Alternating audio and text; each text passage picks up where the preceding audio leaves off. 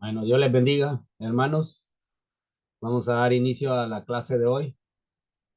Am, Le damos gracias a Dios, ¿verdad? Por este tiempo que nos da. Ahí se van a ir conectando los hermanos poco a poco. Am, Vamos a hacer un pequeño resumen de la semana anterior. Ya la semana anterior hablamos un poco, ¿verdad? De Estuvimos hablando acerca de la interpretación bíblica, de dónde proviene, cuál es su origen. La importancia, estuvimos hablando de la importancia de lo que es la interpretación bíblica y ya empezamos a hablar cuáles son algunas reglas para poder interpretar correctamente la Biblia. Entonces, son algunas de las cosas que estuvimos estudiando la semana pasada.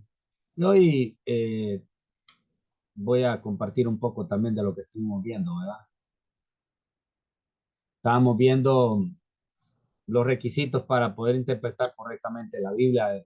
Es estudiar la Biblia o leer la Biblia con el espíritu correcto, con una actitud correcta de nuestro corazón, con humildad, con dispuesto a aprender, y varios motivos, ¿verdad? Porque si vamos con una actitud de prepotencia con la palabra de Dios nunca va a llegar a nuestro corazón, ¿verdad? Entonces ese es el espíritu correcto con el que leemos la palabra de Dios. Debemos hacerlo con el espíritu correcto para poder entender correctamente la palabra de Dios. Si no, vamos a tener problemas. El estudioso de la palabra, el estudioso de la Biblia no va a poder entender correctamente lo que es, no va a poder entender y no va a poder dar una verdadera interpretación porque va a poner sus sentimientos y emociones antes que la palabra de Dios. Entonces, por eso es importante, um, en, cuando leemos la palabra de Dios, entrar con un espíritu correcto. Segundo, eh, hay que, hay que usar el método correcto. Vimos método alegórico, que es donde se espiritualiza todo, ¿verdad? Es lo que estuvimos viendo un poco, ¿verdad? Eh, Espiritualizando.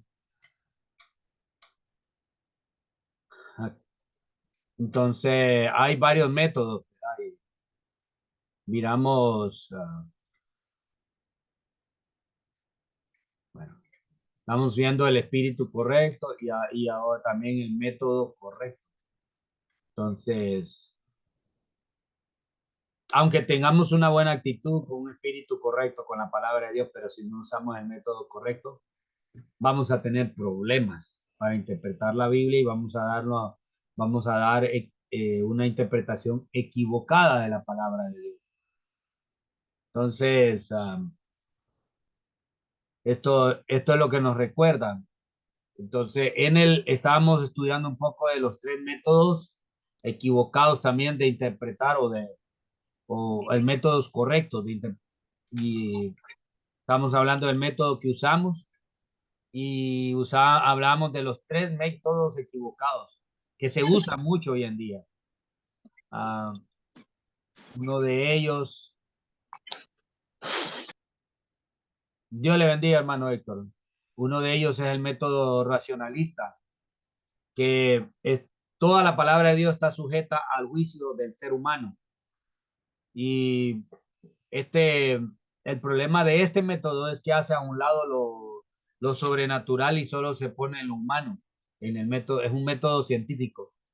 Pero en el método científico, pues se viola las reglas del método científico porque una de las reglas del método científico es que el investigador no debe, cuando empieza a investigar con el método científico, no debe comenzar con prejuicios.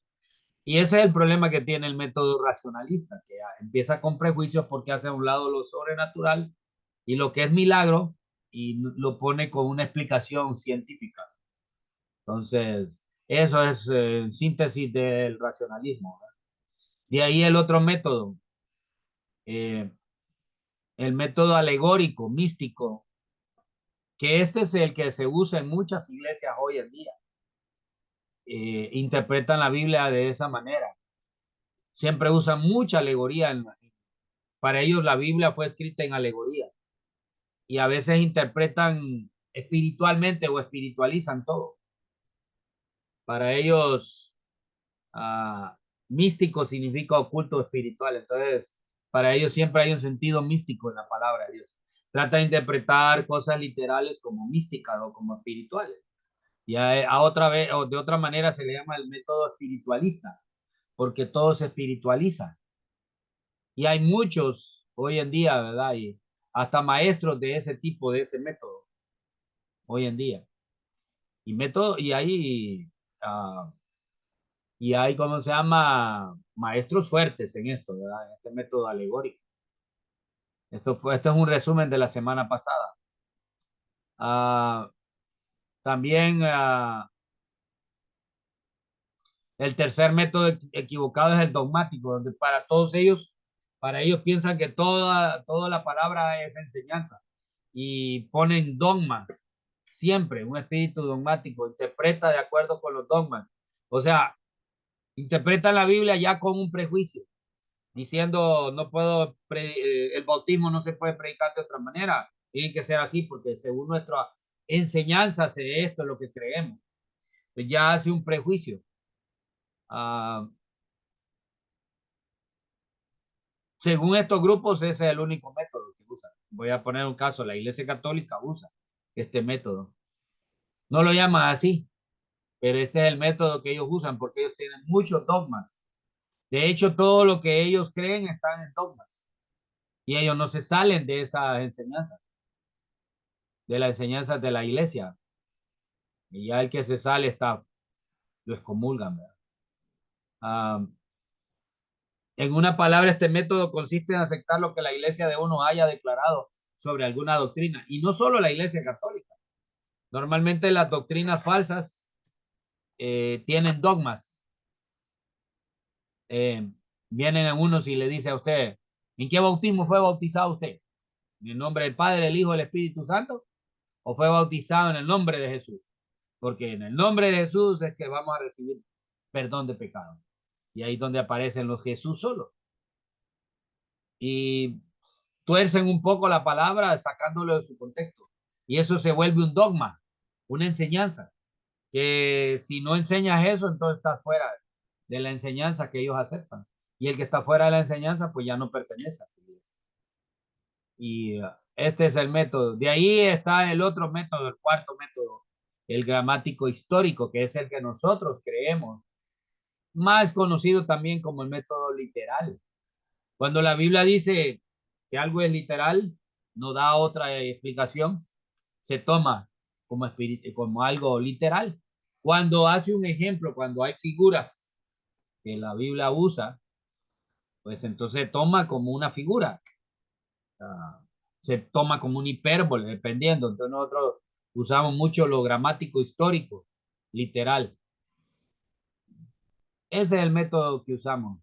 Ya sabemos que Lutero, Calvino, eh, fueron promotores de este método, porque hicieron un énfasis en los escritos originales para poder ir al texto original y entender el sentido correcto del texto.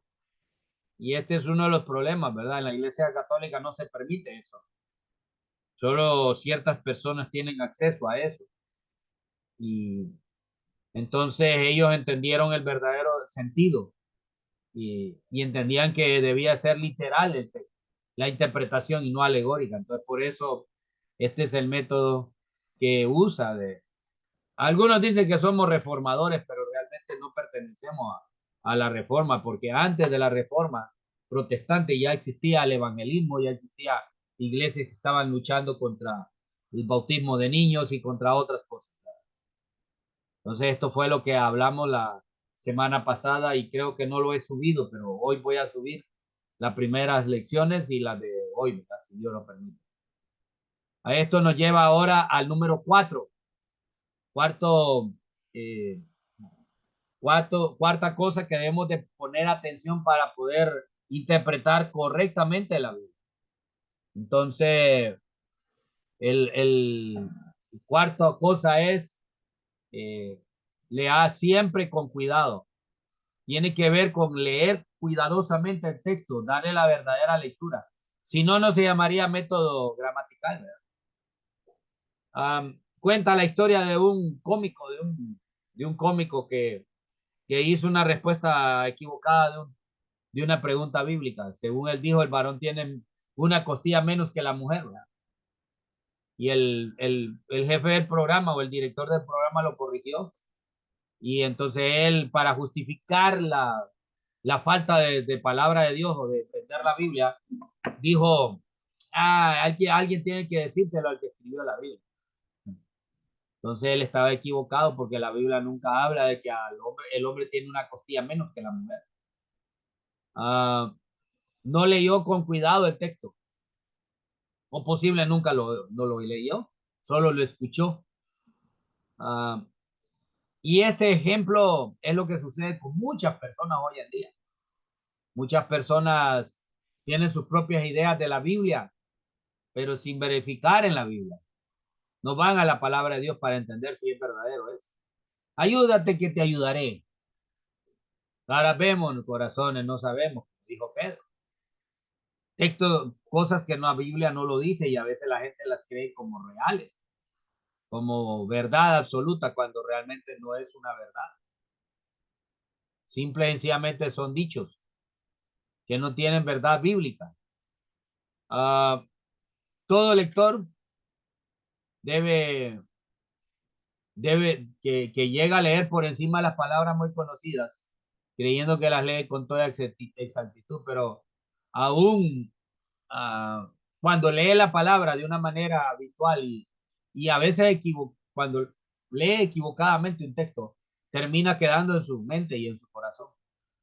Por eso, para entender correctamente cualquier pasaje, no solamente es necesario leerlos, sino que debe ser con mucho cuidado. Entre más importante sea lo que está escrito, más serios deben de ser los errores que se cometen van a ser más serios los errores al no leerlo correctamente. Ya hemos visto que personas que sacan un texto de su contexto cometen grandes errores de interpretación en la Biblia. Y así hay ideologías y hay doctrinas hoy en día realizadas o desarrolladas a través de errores de lectura y errores gramaticales. Uh, ese error de este cómico posiblemente sea sin importancia, pero este es lo que ilustra, es un error bien común hoy en día. Él era serio solo en el sentido que las ideas falsas tienden acerca de la Biblia, tienden a destruir la confianza. Cuando alguien no está enseñando correctamente, no le toma el sentido serio de estudiar la palabra, porque el estudiar y enseñar hay una gran responsabilidad para nosotros. No solo es de agarrar la Biblia y decir, a ver, vamos a ver qué nos dice la Biblia. Y fue Judas y se ahorcó. Perdón, esto no es lo que la Biblia dice. Vamos a ver otra vez en la Biblia. Ve tú y haz lo mismo.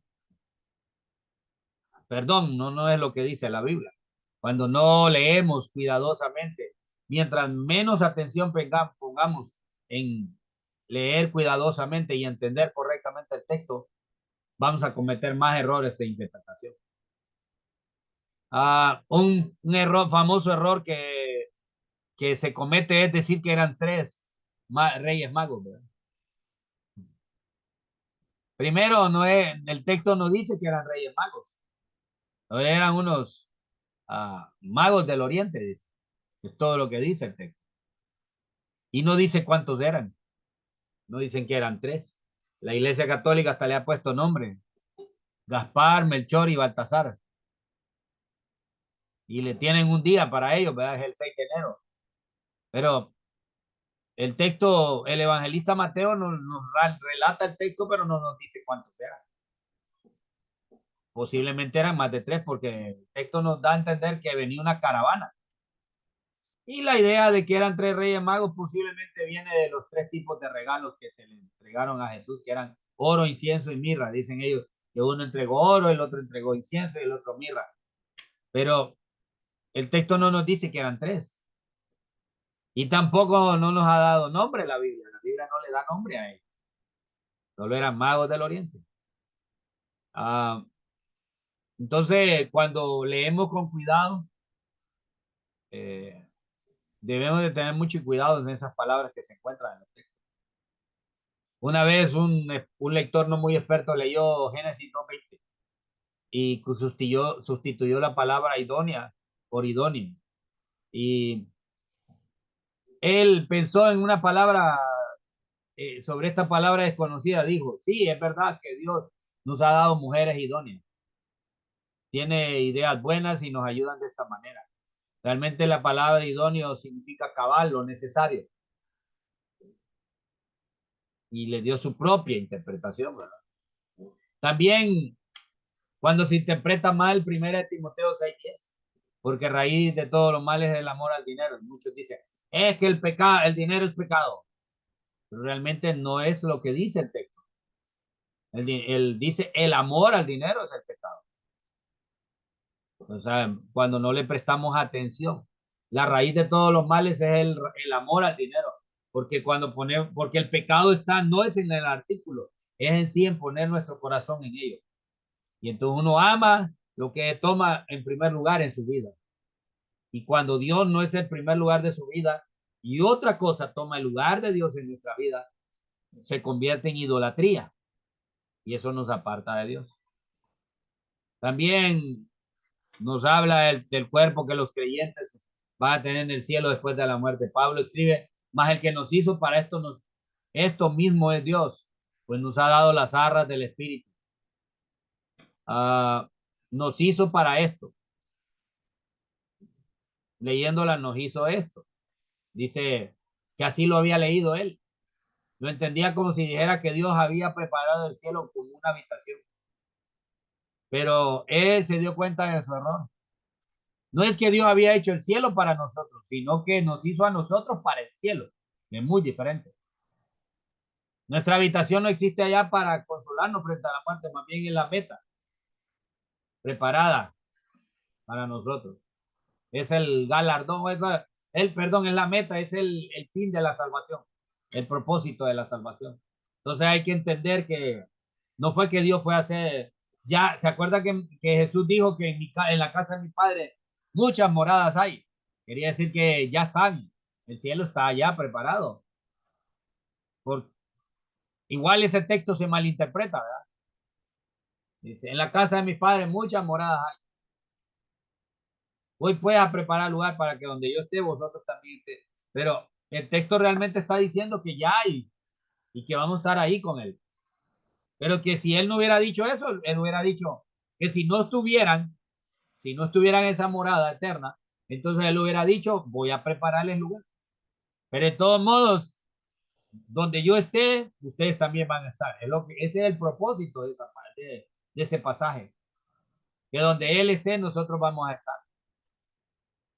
También hay varios ejemplos aquí, ¿verdad? Siempre cuando leemos mal un texto es donde está el problema.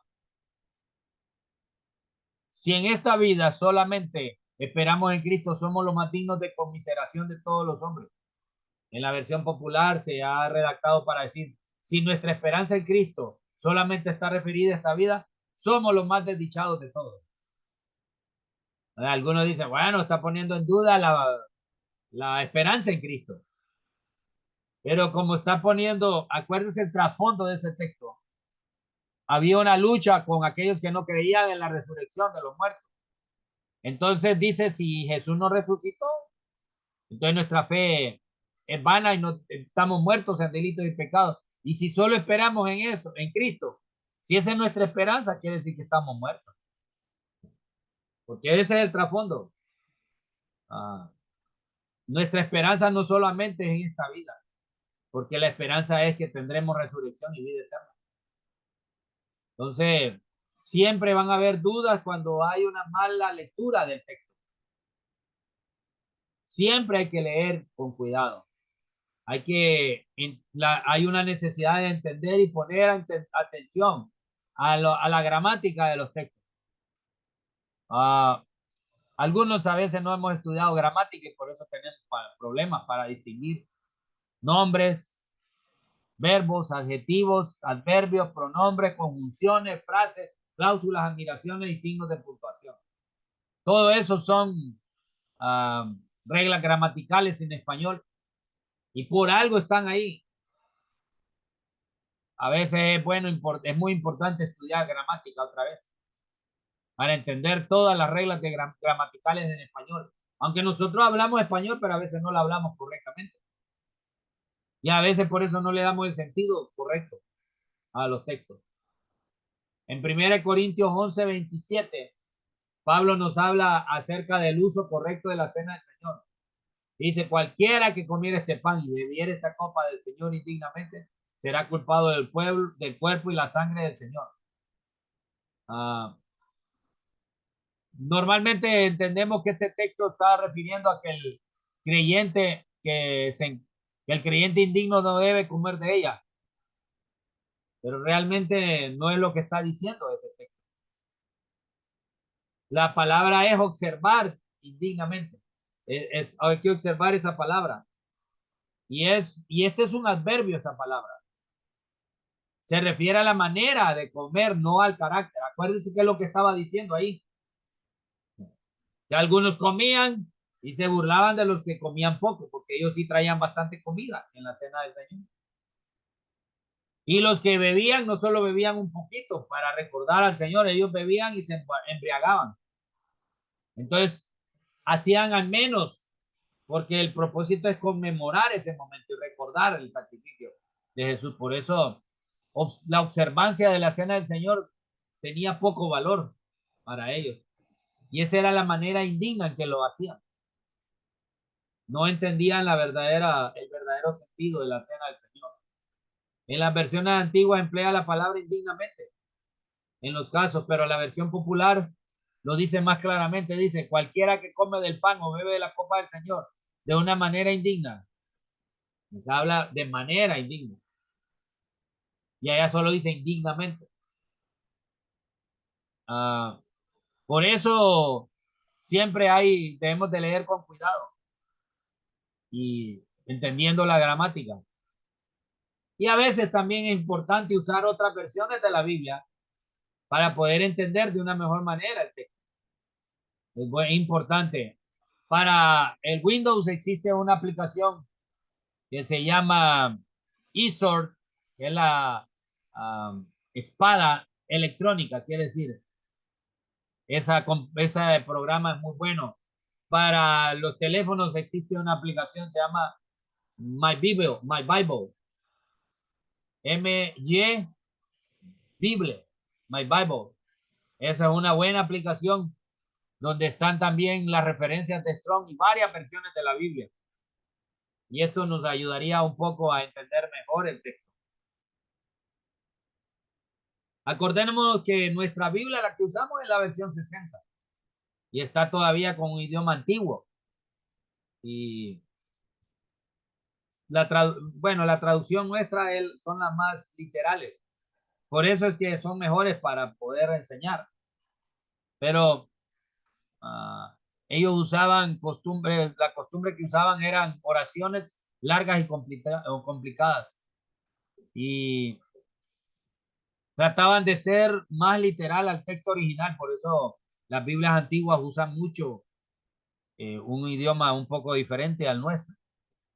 Y algunas Biblias de hoy tienen más que Biblia, más que traducciones, a veces son interpretaciones. Y ese es el gran peligro que hay en cuanto a las nuevas versiones. Entonces, aquí hay unas preguntas para el estudiante aquí. Primero, en el diluvio murieron todos los seres vivientes. No, sí, todos murieron, pero el texto nos dice que no murió Noé y su familia. Entonces no murieron todos los seres vivientes. Tampoco los animales del mar no murieron. Entonces, a veces si no prestamos atención a los detalles también. Cuando Jesús dijo, la verdad os hará libre, lo dijo en un sentido sin límites. Algunos usan aquella expresión, es que por la verdad murió Cristo. Pero Jesús también dijo que Él es la verdad. Cuando Él dice la verdad os hará libre, está refiriéndose a Él mismo. Él trae libertad a los cautivos. Y está hablando literalmente está hablando del pecado. Porque ellos decían que Abraham tenían como por padre, pero ellos creían que no iban a ser juzgados por ser judíos. Y ellos dicen, no somos esclavos de nadie, pero ellos realmente eran esclavos y no se daban cuenta. Esclavos del pecado y esclavos de los romanos. Entonces siempre hay que prestar atención a la lectura para poder entender correctamente los textos. Entonces hay otros ejemplos ahí, ¿verdad? Entonces un poco de lo que es prestando atención al texto. ¿Hay preguntas aquí? Mano Héctor, ¿hay preguntas en esta parte? Como dije, la otra parte ya la voy a subir junto con esta, ¿verdad? Voy a subir las dos partes. La de la semana pasada no la he subido porque he estado un poco ocupado, pero ya la voy a subir para que ya esté disponible. La primera A lección, ver, estamos en la parte 1. esta es la segunda clase, porque la semana pasada tuvimos clase, solo que usted no estuvo. Ajá, estamos, sí, estamos entonces en la clase el espíritu, correcto.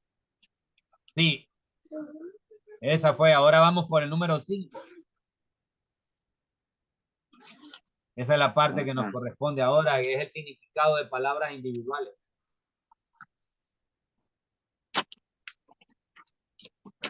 ¿Estamos claros ahí? Hay que Sí, ponerse al día, ¿verdad? Cuando suba las clases, pues hay que ponerse al día con la clase. Algunos están ocupados hoy, ajá, César está trabajando, el hermano le tocó trabajar también al otro hermano, algo en el trabajo, entonces, por eso no, no puede Manuel. estar. Pero bueno, los que estamos, suficiente, ¿verdad? Y ahí ellos van a ponerse al día después. Si no hay preguntas, pues voy a Es continuar. el significado de las palabras individuales. Sí. Ajá, Dijimos que hay que entenderlo porque hay un problema en cuanto a los idiomas. La Biblia fue escrita en un idioma que no, ¿cómo le digo? Es muy diferente. Los idiomas estos son muy diferentes a los idiomas romances, que se llaman los idiomas latinos, como el español, francés, italiano, portugués. Estos son estos portugués, español, francés, italiano. Se le llaman idiomas romances. Vienen de latín. Entonces, los idiomas en que se escribió la Biblia, el Antiguo Testamento en hebreo, es muy diferente al latín y a nuestros idiomas. Y imagínense solo la palabra amor. Hay 5 tipos de amor en el griego, ¿verdad? Y nosotros generalizamos la palabra amor, pero en el griego sí hay una específico, según la palabra, qué clase de amor es. Entonces, y aún el griego, aunque tiene algunas palabras parecidas o cierta similitud con el español, pero aún así es diferente al español y a nuestros idiomas romances. Entonces, por eso es difícil traducir las palabras de un idioma a otro. A veces hay palabras que ni existen en nuestro idioma. Igual hay palabras en inglés que no existen literalmente en español, que hay que traducirlas de alguna manera. Entonces, tal vez a veces no hay palabras exactas, sino una palabra que está dentro de ese significado. Y a veces por eso queda corto la traducción. Ah, para el caso, aquí pone un ejemplo. La palabra coche o carro. Ve, coche. O su equivalente en inglés es coach. Coach. Pero Coche puede significar un taxi, un carro de mano de carga. En Chiapas un puerco y en el occidente de Honduras también. Pero la palabra en inglés puede significar una diligencia, un cochecito para niños, un carro de ferrocarril o el instructor también de un equipo de deportes. Le llaman coach. Como entrenador, imagínense, es una palabra diferente, ¿va? En inglés. Ah, entonces, las dos palabras tienen una idea común que es la de un carro, pero literalmente no quiere decir, tiene una implicación más grande. Y en la Biblia también así era, en el idioma antiguo, a veces la palabra que se tradujo literalmente queda corta en español, porque tiene una interpretación más completa. A veces no es el sentido exacto del texto original. Tampoco, no se pueden incluir todas las palabras que quieren decir eso mismo. Entonces, por eso se tiene que usar una palabra para referirse al idioma original. Uh,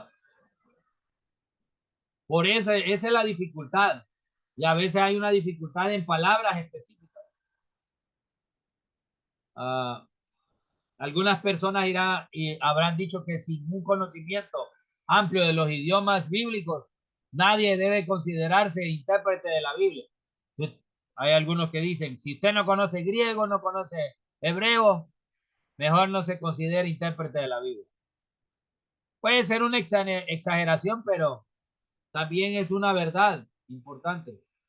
A veces es necesario entender el significado de las palabras originales. Pero ahora tenemos la oportunidad de estudiar el griego, el hebreo, y también hay libros de consulta para ayudarnos.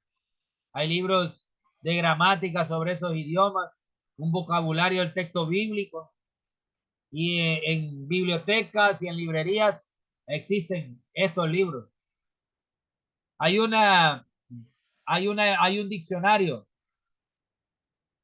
que es el diccionario cruz de referencias de Strong.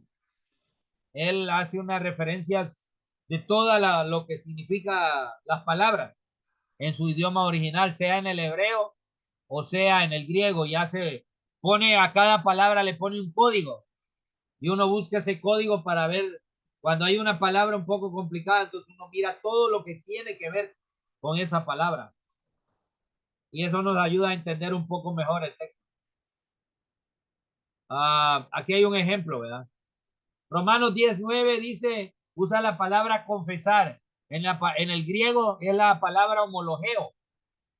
Usted sabe que la palabra homo en griego para traducido al español es lo mismo o mismo. Y logeo que significa hablar. Entonces, realmente al hacer una unión de las palabras, la palabra significa también admitir, decir la misma cosa o estar en acuerdo en algo. Entonces, es bien difícil sacar esa idea de las personas porque la palabra literalmente dice, traducida en nuestra Reina Valera, es que si confesares con tu boca que Jesús es el Señor. Pero esa no es la idea en el texto original. Sería que si con tu boca reconoces a Jesús como Señor, serás salvo.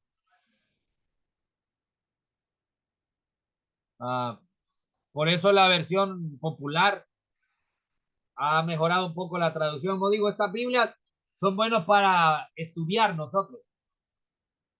Entonces, no quiere decir que confesar pecados, solo confesar el pecado.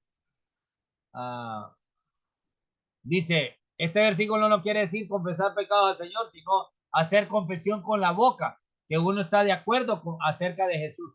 Porque lo que se ponía en duda era el señorío de Jesús, Jesús Señor. No era en sí el confesar pecado lo que quería decir el texto, sino el reconocer a Jesús, el estar de acuerdo en su nombre y en él. Entonces, si con tu boca reconoces a Jesús como Señor, La Biblia dice que sin fe es imposible agradar a Dios, porque que es necesario que el que tiene fe, el que cree en el Señor se acerca a Él con, dice, uh, debe creer que lo hay. O sea, que el que se acerca a Dios debe creer que hay Dios y que es galardonador de los que le buscan. Entonces la fe nace con el creer en el Señor, porque eso era lo que se ponía en duda. Hoy en día hay un grupo que pone en duda el señorío de Jesús, que son los testigos de Jehová. No reconocen a Jesús como Salvador, solo lo reconocen como el Hijo de Dios.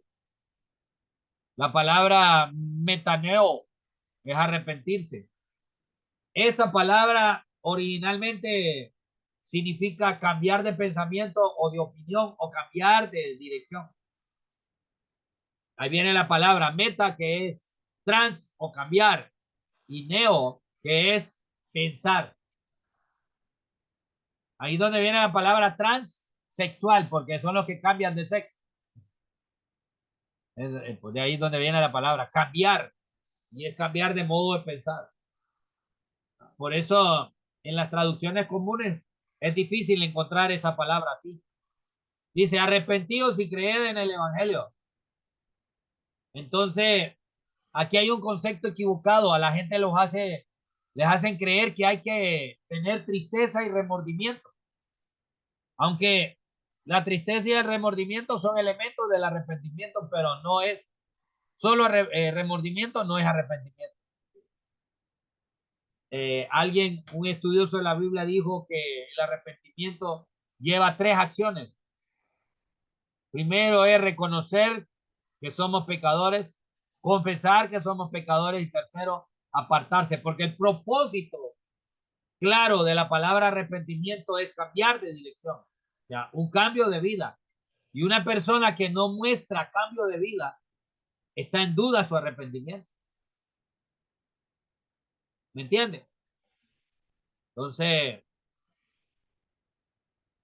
hay que entender lo que quiere decir la palabra arrepentimiento. La versión popular dice, vuélvanse a Jehová y acepten con fe sus buenas noticias o el evangelio. Vuélvanse a Dios y acepten. O sea, lo que está diciendo es, van en un camino contra Dios, lejos de Dios, vuélvanse a Dios. Acérquense a Dios otra vez. Vuelvan a agarrar el camino hacia Dios. Porque el que se aparta somos nosotros. Dios siempre ha estado ahí esperándonos. Pero el ser humano es el que con sus decisiones toma un camino equivocado y se aparta de Dios. Entonces, son algunos de los errores cuando no entendemos el idioma original. No, por eso hay algo que se llama la etimología, que es la composición de las palabras originales, como el trasfondo etimológico es lo que se usa cuando traducimos histórico gramatical. Buscamos la etimología, buscamos el origen de esa palabra para poder entender verdaderamente qué quería decir el escritor. Ahora, aquí hay un teólogo que se llama Mikkelsen. Nos recuerda que el significado de las palabras cambia muchas veces y que ya no es el mismo que tenía originalmente. De hecho, el español ha estado cambiando a través del tiempo. Posiblemente no podemos afirmar que el significado de las palabras usadas en los textos bíblicos sean el mismo que indica su etimología. Un ejemplo ahí, ¿verdad? La palabra entusiasmo existe en el latín y en el griego.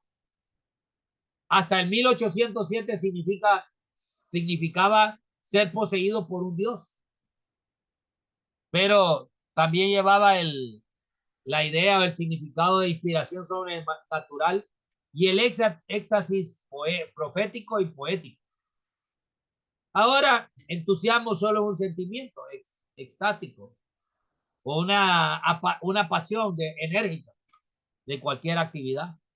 Entonces, aún el español ha ido cambiando. Hay una palabra en la Biblia de 1909, en la Reina Valera, que dice, porque no me avergüenzo del Evangelio, porque es salud.